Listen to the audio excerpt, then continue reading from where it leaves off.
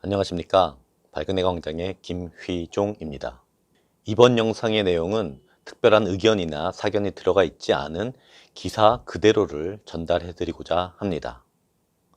2021년 11월 24일 전두환 전 대통령의 빈소에 박근혜 대통령님의 명의의 근조화환이 놓여졌습니다.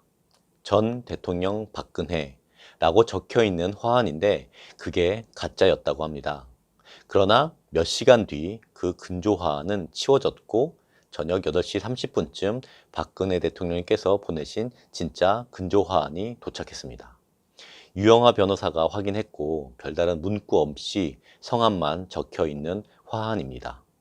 조문을 한 유영하 변호사는 기자들을 만나 유족들에게 위로의 말씀을 올려달라고 대통령님께서 말씀하셔서 전해드리러 왔다고 말했습니다.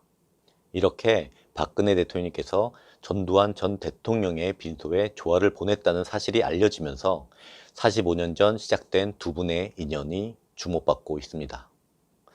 두 분의 인연은 1976년으로 거슬러 올라갑니다. 전두환 전 대통령은 박근혜 대통령께서 퍼스트레이디 대행을 하던 당시 청와대 경호실 작전 차장보로 발탁되면서 인연을 맺었습니다.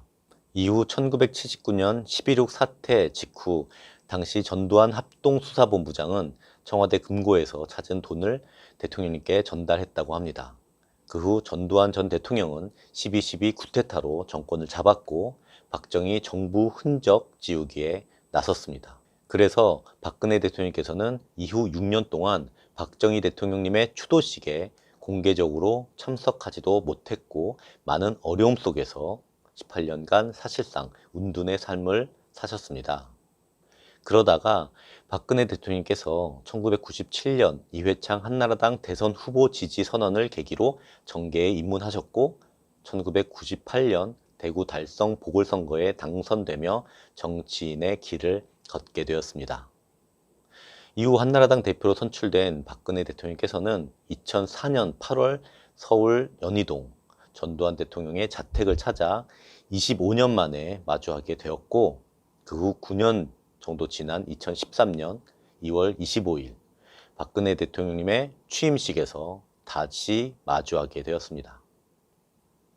박근혜 대통령께서는 집권 초 비정상의 정상화 차원에서 전두환 전 대통령의 미납 추징금을 환수하겠다는 의지를 보였고 검찰은 당시 연희동 자택을 압수수색하고 수사를 벌이기도 했습니다.